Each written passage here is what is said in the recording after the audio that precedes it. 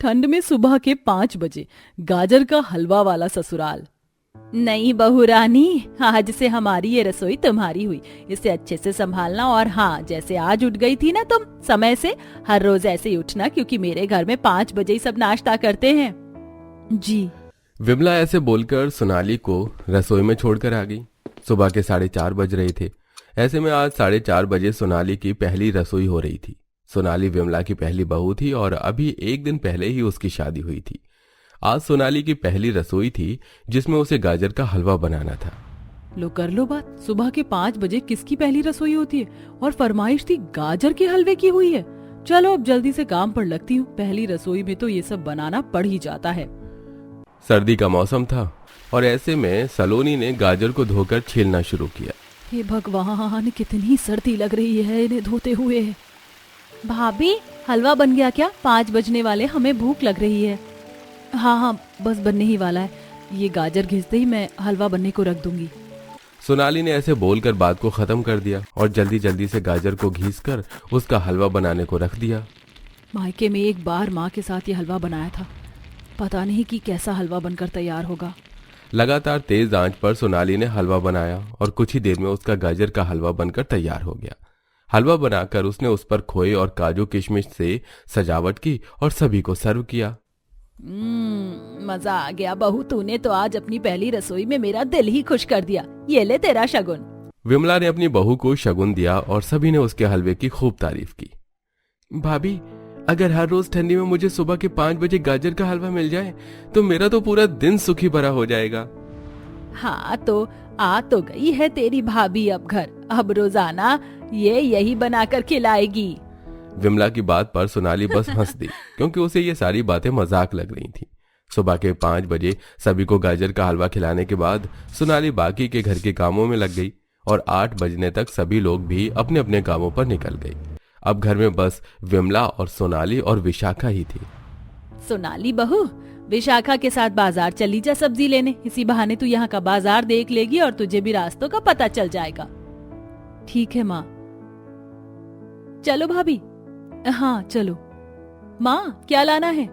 बड़े दिन हो गए ना सोया बड़ी की बिरयानी खाए हुए, तो आज सोया बड़ी ले आना और साथ में अदरक लहसुन और 1 किलो गाजर भी।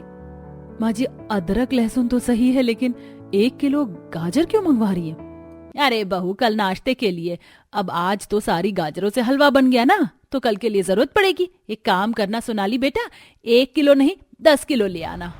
जी, ये नाश्ते के लिए गाजर क्यों मंगवा रही हैं? जो भी हो। भाभी, सोनाली भाभी कहाँ खो गई? चले? हाँ, कुछ नहीं, चलो चलते हैं। प्यारी भाभी, बाहर बहुत सर्दी, अपनी शॉल और ग्लव्स वगैरह पहन लीजिए। विशाखा के बोलने पर सोनाली ने शॉल वगैरह अच्छे से ओढ़ ली और दोनों नंद भाभी सामान लेने घर से बाहर आ गई। बाहर तेज तेज हवाएं चल रही थीं और सर्दी की वजह से सड़क पर इतना कोहरा था कि थोड़ी दूर की चीजें तो दिखाई भी नहीं पड़ रही थी। ऐसे कोहरे में हमेशा बहुत आराम से और देखकर आगे बढ़ना चाहिए, और गाड़ी वालों को भी अपनी गाड़ी की लाइट वगैरह जला कर रखनी चाहिए, नहीं तो एक्सीडेंट हो जाते हैं। सही कहा भाभी। ऐसे ही दोनों नंद भाभी बहुत आराम से आगे बढ़ी और वो बाजार पहुंच गई, जहां एक काफी बड़ी सब्जी की दुकान थी। भाभी, यही वो दुकान है जहाँ से माँ सब्जी लेना पसंद करती है। पता है, यहाँ की सब्जी सबसे ताजा और अच्छी होती है। अच्छा? हाँ जी मैडम, आपको क्या चाहिए? भैया, मुझे थोड़ी सी अदरक लहसुन और 10 किलो गाजर दे दीजिए। और हाँ, गाजर मोटी मोटी देना। हलवे वाली गाजर दूं क्या? हाँ जी, हलवे वाली। विशाखा, हलवे वाली गाजर क्यों ले रही हो? आप नहीं जानती भाभी, हमारे घर में हर सर्दी के मौसम में सुबह 5 बजे गाजर का हलवा ही नाश्ते में खाया जाता है, क्योंकि वो काफी हेल्दी होता है। क्या? इसका मतलब अब से हर रोज मुझे गाजर का हलवा बनाना पड़ेगा, वो भी सुबह के 5 बजे?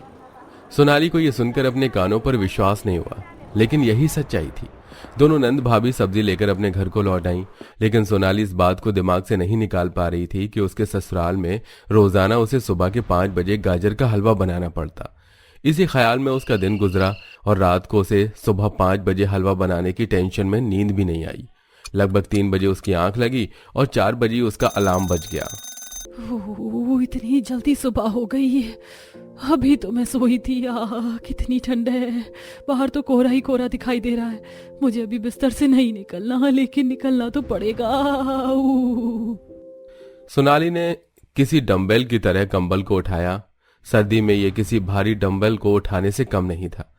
गरम बिस्तर से निकलते ही सोनाली रसोई में आ गई, जहां पर आते ही उसने कुछ नहीं देखा और नींद में झूमते हुए गाजरों को धोकर उन्हें छीलना शुरू कर दिया। होश में आ जा सोनाली, होश में आ जा।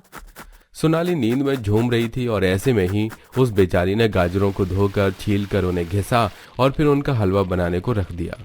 मन कर रहा है कि यहीं सो जाऊं। कितना ठंडा है। बेचारी सोनाली का शरीर कांप रहा था और उसी कपकपी में उसने सभी को गाजर का हलवा बनाकर दिया। सुबह के 5 बजे ही सभी टेबल पर आकर बैठ गए और सभी ने बड़े चाव से हलवा खाया। भाई वाह, सोनाली गाजर का हलवा तो कोई तुमसे बनाना सीखे। मन कर रहा है हलवे के साथ साथ प्याली भी खा जाऊं। क्या बात है बहू, कोई दिक्कत है? दिक्कत नहीं तो। बेचारी सोनाली सोना चाहती थी, लेकिन ससुराल में नहीं होने की वजह से वो कुछ नहीं बोली और आज का सारा दिन उसका ऐसे ही बीता। अब से रोजाना यही होने लगा था।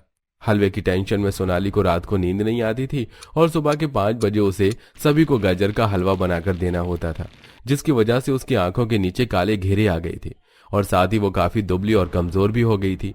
जब रात के सन्नाटे में घर के और मोहल्ले के सभी लोग आराम से बिस्तर में सो रहे होते थे, तब बेचारी सोनाली अकेले उठकर सभी के लिए ठिठुरते हुए गाजर का हलवा बनाती थी। ऐसे ही सिलसिला जारी था और एक रोज सुबह सुबह हलवा बनाते हुए सोनाली को बहुत ही ज्यादा सर्दी लगने लगी। मुझे अचानक से इतनी ज्यादा सर्दी क्यों लग रही है? सोनाली ने उस सर्दी को बस इग्नोर किया और जैसे ही उसने गाजर छीलने के बाद उन्हें धोने के लिए पानी में हाथ डाला, उसी वक्त उसे चक्कर आ गया और वो बेहोश हो गई। बेहोश होते वक्त गिरते हुए उसका सिर जोर से किचन के स्लैब पर लगा और उसके सिर से खून बहने लगा। उस वक्त सुबह के लगभग 4:45 बज रहे थे। 5 बजे सभी घर वाले उठकर नाश्ता करने आए। क्या बात है, इस वक्त तो सोनाली सभी के लिए हलवा लगा देती है। आज क्या हुआ? माँ, हो सकता है वो हलवा निकाल रही हूँ। हलवा निकाल रही हो? अरे लेकिन रसोई तो बड़ी शांत लग रही है, एक बार देख कर तो आना। ओहो माँ, भाभी रसोई में ही होंगी। लो भैया आ गए, मैं पूछती हूँ। भैया भाभी कमरे में है? नहीं, वो कमरे में नहीं है, वो तो 4 बजे ही उठ गई थी। देखा माँ, भाभी जरूर हलवा ला ही रही होंगी। हाँ, लेकिन लग तो नहीं रहा कि कोई रसोई में है। मैं देख कर आती हूँ। विमला रसोई में गई। रसोई में जाते ही उसके पांव तले जमीन खिसक गई, क्योंकि रसोई में खून ही खून हो रहा था और सोनाली वहां बेहोश पड़ी थी। उसे देखकर विमला की चीख निकल गई। क्या हुआ माँ, क्या बात है? गोविंद भी ये मंजर देखकर हक्का बक्का रह गया और जल्दी से उसने इमरजेंसी एम्बुलेंस को फोन किया और सोनाली को हॉस्पिटल लेकर जाया गया। सभी की जान हलक में अटक गई थी। सर्दी का मौसम था, लेकिन ऐसे में अस्पताल में घर वालों के पसीने छूट रहे थे। सोनाली को आईसीयू में रखा हुआ था कि तभी डॉक्टर रूम से बाहर आया। डॉक्टर कैसी है मेरी बहू? वो ठीक तो है ना? देखिए, आपकी बहू अभी खतरे से बाहर नहीं है। हमने उन्हें मेडिसिन वगैरह दी है, लेकिन उनका काफी ज्यादा ब्लड बह गया है। ब्लड बह गया है? डॉक्टर, क्या हम में से कोई उसे ब्लड दे सकता है? नहीं, अभी नहीं। पहले 24 घंटों का इंतजार कीजिए, होश ही आते ही हम बताते हैं। पर यह हादसा महज एक इत्तेफाक नहीं था। आपकी बहू की अंदरूनी हालत बहुत कमजोर हो चुकी थी, ऐसे जैसे कोई चीज उन्हें अंदर से खा रही हो। कोई दिमागी तनाव था उन्हें, जिससे कि उन्हें चक्कर आया और ये हो गया। दिमागी तनाव? डॉक्टर, हमारी बहू तो घर में खुश रहती थी। हाँ, मेरा तो बस आपको बताने का काम था। अच्छा, अभी आप सभी इंतजार कीजिए, अगर होश आता है तो हम आपको बता देंगे। सभी की जान हलक में आई हुई थी। वहीं बेचारी सोनाली भी मौत जिंदगी के बीच झूल रही थी। अब विमला को एहसास हो रहा था कि अपनी बहू की ऐसी हालत की जिम्मेदार वो थी। लगभग 15 घंटों के बाद सोनाली को होश आया। डॉक्टर के खबर देते ही सभी घर वाले सोनाली के ही पास चले गए और विमला ने रोते हुए उससे माफी मांगी। बहू, मुझे माफ कर दे बहू, मैं नहीं जानती थी कि रोज रोज सुबह 5 बजे गाजर का हलवा बनाना तेरी सेहत को इतना खराब कर देगा। वादा करती हूँ आज के बाद कभी तुझसे कोई गाजर का हलवा नहीं बनवाऊंगी, ना ही अब कोई सुबह के 5 बजे नाश्ता करेगा। बस तू मुझे माफ कर दे बहू। माँ, माफी मांगकर मुझे शर्मिंदा मत कीजिए, मैं आपसे नाराज नहीं हूँ। सोनाली की बात सुनकर विमला ने उसे गले से लगा लिया। आज की इस घटना के बाद से विमला के घर में सुबह 5 बजे नाश्ता तो दूर, कोई जागता भी नहीं था। जब सोनाली भी सही हो गई तो विमला ने उसे 7 बजे तक उठने की मोहलत दे दी और अब रोजाना गाजर का हलवा भी नहीं बनता था।